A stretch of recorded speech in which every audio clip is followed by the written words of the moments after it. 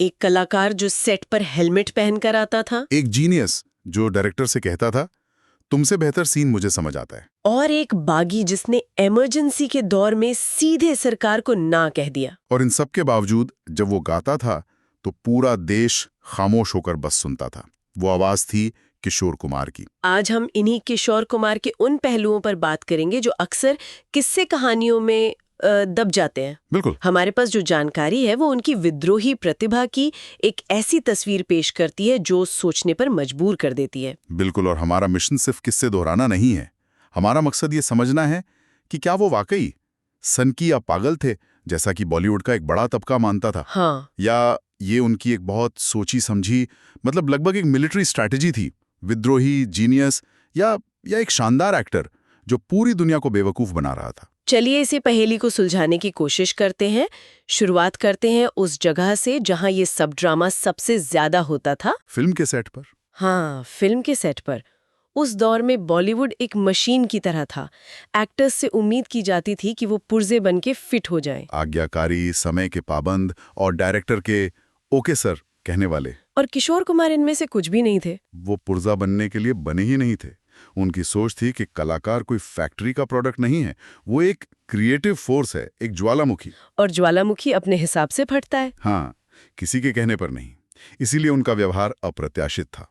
एक किस्सा है कि एक प्रोड्यूसर ने जब उन्हें आधे पैसे दिए तो वो आधे चेहरे पर मेकअप और आधी मूंछ के साथ सेट पर आ गए। अच्छा, और कहा, आधा पैसा आधा काम। ये तो मजेदार है। पर क्या ये सिर्फ मजाक था या इसके पीछे कोई गहरा मतलब था? मतलब सेट पर चप्पलों में घूमना, स्क्रिप्ट को मजाक में उल्टा पढ़ना, या किसी सीन को सीधे सीधे बकवास कह देना। हाँ, ये तो अनप्रोफेशनल भी लग सकता है। ये सिर्फ अनप्रोफेशनल होना नहीं था, ये एक कलाकार का अपनी क्रिएटिव ऑटोनॉमी, अपनी रचनात्मक स्वतंत्रता को बचाने का सबसे बड़ा प्रयोग था। अच्छा, वो असल में एक सवाल पूछ रहे थे, क्या कला सिस्टम से बड़ी है या सिस्टम कला से? जब वो डायरेक्टर को कहते थे कि तुम कट बोलो, एक्टिंग मैं करूंगा, तो वो अहंकार नहीं था। तो क्या था वो? वो अपनी कला के स्पेस को प्रोटेक्ट कर रहे थे। वो कह रहे थे, तुम फ्रेम देखो, इमोशन मुझ पर छोड़ दो। मतलब ये बॉलीवुड के स्थापित सिस्टम को उनकी पहली सीधी चुनौती थी। बिल्कुल। वो कह रहे थे, मैं तुम्हारी शर्तों पर काम नहीं करूंगा, तुम्हें मेरी शर्तों पर काम करना होगा। हाँ, सोचिए उस डायरेक्टर की हालत। एक तरफ देश का सबसे बड़ा सितारा है और दूसरी तरफ वो आपकी एक नहीं सुन रहा। प्रोड्यूसर के हाथ पैर फूल जाते थे। लेकिन किशोर कुमार को कोई फर्क नहीं पड़ता था। बिल्कुल नहीं। ये एक तरह का पावर प्ले था और वो इसमें माहिर थे। पागल किशोर। हाँ, ये टैग उन पर ऐसा चिपका कि आज तक लोग इसी चश्मे से उन्हें देखते हैं। पर हमारे सूत्र बताते हैं कि ये कहानी का सिर्फ एक हिस्सा है। और यहीं पर बात बहुत दिलचस्प हो जाती है। बिल्कुल। ये पागल की छवि उनकी सबसे बड़ी कमजोरी नहीं, उनका सबसे बड़ा हथियार थी। हथियार? हाँ, और ये हथियार उन्होंने खुद बनाया था, खुद तराशा था। ये कोई दिमागी असंतुलन का नतीजा नहीं था। ये एक बहुत ही शातिर और सोचा समझा दांव था। लेकिन क्यों? कोई अपनी ऐसी छवि क्यों बनाना चाहेगा? मतलब हो सकता है वो सच में बस एक बहुत ही मनमौजी और मूडी इंसान थे। ये एक बहुत वाजिब सवाल है। वो मूडी थे, इसमें कोई शक नहीं, लेकिन इस मूडीपन को उन्होंने एक ढाल की तरह इस्तेमाल किया। कैसे? वो जानते थे कि अगर लोग उन्हें पागल समझेंगे तो उनसे उम्मीदें शून्य हो जाएंगी। कोई उनसे सामान्य व्यवहार की अपेक्षा नहीं करेगा। अच्छा, और जब अपेक्षाएं खत्म हो जाती हैं तो कलाकार पूरी तरह से आजाद हो जाता है। वो कुछ भी कर सकता है और लोग कहेंगे, अरे वो तो ऐसे ही हैं। ये तो कमाल की बात है। मतलब उन्होंने अपनी सबसे बड़ी कथित कमजोरी को ही अपना सबसे बड़ा हथियार बना लिया। ये दिमागी शतरंज थी जिसमें किशोर कुमार बादशाह थे। वो इंडस्ट्री को उसी के खेल में हरा रहे थे। अगर इंडस्ट्री आपसे एक खास तरह के व्यवहार की उम्मीद करती है तो आप उस व्यवहार को ही खत्म कर दो। फिर सिस्टम के पास आपको कंट्रोल करने का कोई तरीका नहीं बचता। मतलब वो आपको अपनी शर्तों में बांध ही नहीं सकते। क्योंकि आपने शर्तें ही मानने से इनकार कर दिया है। और अपनी क्रिएटिव फ्रीडम को बचाने का ये जुनून सिर्फ कैमरे के सामने नहीं था। रिकॉर्डिंग स्टूडियो में ये और भी ज्यादा उग्र रूप ले लेता था। कहते हैं कि बड़े-बड़े संगीत निर्देशक उनसे कांपते थे। कांपते थे क्योंकि रिकॉर्डिंग स्टूडियो उनकी सल्तनत थी। वहां उनके नियम चलते थे। क्या नियम थे? पहला नियम, अगर मूड खराब है तो गाना कैंसिल, चाहे एसडी बर्मन इंतजार कर रहे हों या लक्ष्मीकांत प्यारेलाल। दूसरा नियम, अगर गाने के बोल मतलब लिरिक्स उन्हें महसूस नहीं हुए तो गाना नहीं गाएंगे? नहीं, उन्हें फिर से लिखा जाएगा। वो सिर्फ शब्द नहीं गाते थे, वो इमोशन गाते थे, और अगर इमोशन नहीं है तो गाना नहीं है। और हमें ये भी पता चला है कि उन्हें किसी भी तरह का दखल बर्दाश्त नहीं था। मतलब अगर कोई रिकॉर्डिंग के दौरान उन्हें ज्यादा सलाह देने की कोशिश करता तो वो बस माइक बंद कर देते थे और चले जाते थे। उन्होंने एक बार कहा भी था, मैं गाता हूँ, रिमोट कंट्रोल नहीं हूँ। वाह। और यहाँ हमें उनकी कला की टेक्निकलिटी को समझना होगा। ये सिर्फ तेवर नहीं थे, उनकी गायकी में भी एक विद्रोह था। जब उस दौर के ज्यादातर गायक शास्त्रीय संगीत की ट्रेनिंग लेकर आ रहे थे, जिनकी आवाज में एक अनुशासन था। बिल्कुल, किशोर कुमार ने अपनी आवाज को एक इमोशनल टूल की तरह इस्तेमाल किया। वो सुर को पकड़ते नहीं थे, सुर के साथ खेलते थे।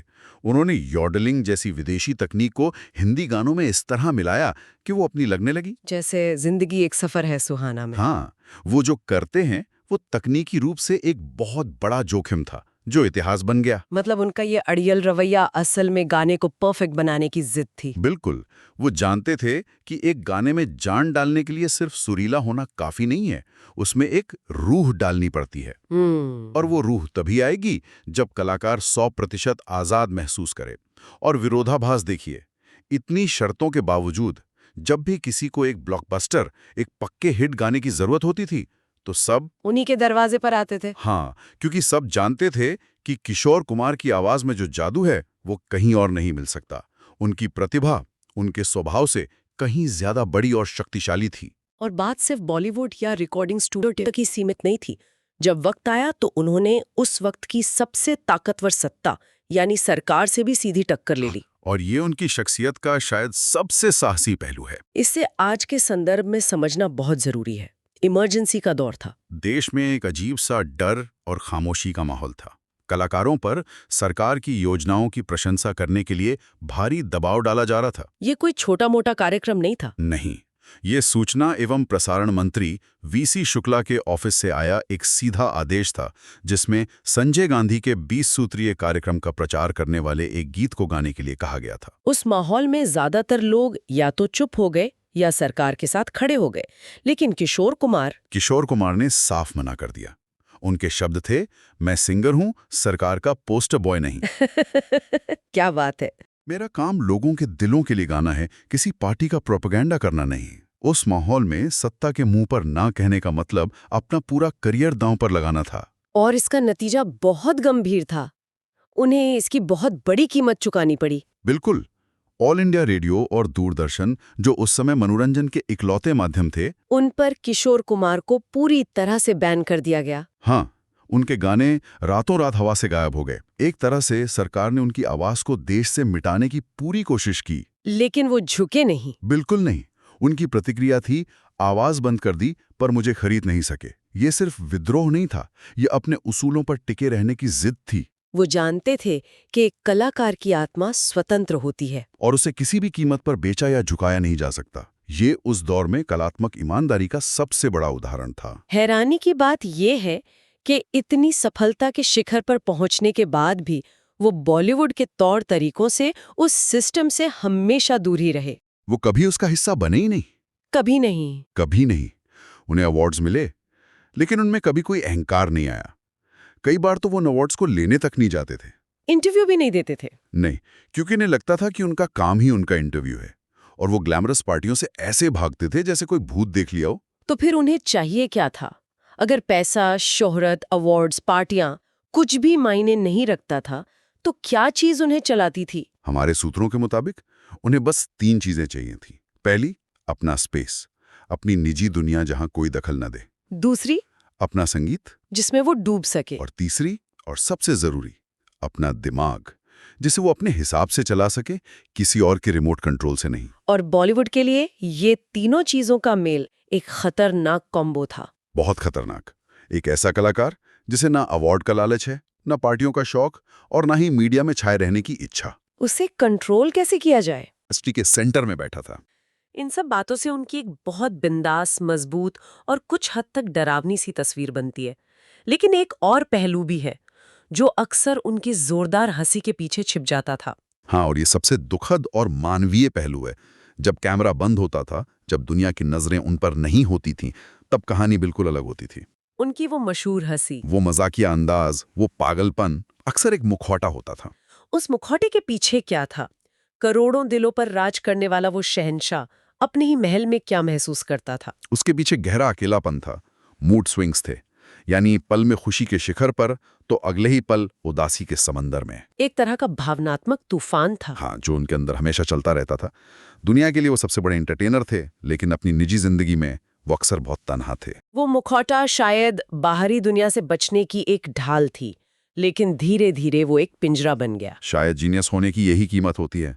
वो दुनिया को इतना कुछ देते हैं, अपनी आत्मा का हर कतरा निचोड़कर अपनी कला में डाल देते हैं, लेकिन अंदर से खाली होते जाते हैं। और किशोर कुमार ने वो कीमत पूरी चुकाई। बिल्कुल, उन्होंने अपनी कला से करोड़ों लोगों को हंसाया, रुलाया और प्यार करना सिखाया। लेकिन इस प्रक्रिया में वो खुद अंदर ही अंदर उस अकेलेपन से लड़ते रहे। शायद उनका सबसे बड़ा दर्द यही था कि जिस दुनिया को उन्होंने इतने रंग दिए, वो दुनिया उनके अंदर का अंधेरा कभी देख ही नहीं पाई। तो आज की इस पूरी चर्चा से, उनके सेट पर के व्यवहार से लेकर सरकार से सीधी टक्कर लेने तक, एक चीज साफ होती है, किशोर कुमार ने दुनिया को एक बहुत जरूरी सबक सिखाया। उन्होंने सिखाया कि अगर आप असली हैं, अगर आप अपनी शर्तों पर जीते हैं, तो दुनिया सबसे पहले आपको पागल और अजीब कहेगी। सिस्टम आपको बाहर निकालने की हर मुमकिन कोशिश करेगा। लेकिन अगर आपकी प्रतिभा में दम है, अगर आपके काम में सच्चाई है, तो फिर एक दिन आएगा जब वही सिस्टम आपके बिना काम नहीं कर पाएगा। वो आपकी शर्तों को मानेगा और आपके पीछे आएगा। जीनियस को शायद ही कभी उसके अपने समय में पूरी तरह समझा जाता है, और शायद यही उनकी सबसे बड़ी जीत थी। उन्होंने सिस्टम को नहीं बदला, लेकिन उन्होंने सिस्टम को खुद को बदलने पर भी मजबूर नहीं करने दिया। वो आजाद आए थे और आजाद रहे। इस पूरी बातचीत के बाद एक सवाल दिमाग में घूम रहा है, और वो सवाल शायद ये है कि एक कलाकार के लिए सही रास्ता क्या है? क्या उसे सिस्टम के नियमों में बंधकर काम करना चाहिए ताकि वो सबके लिए सहज और आसान बना रहे, या फिर उसे अपनी शर्तों पर चलकर अपनी कला के साथ पूरी तरह ईमानदार रहना चाहिए, भले ही इसके लिए दुनिया उसे मुश्किल, अड़ियल या पागल ही क्यों न समझे?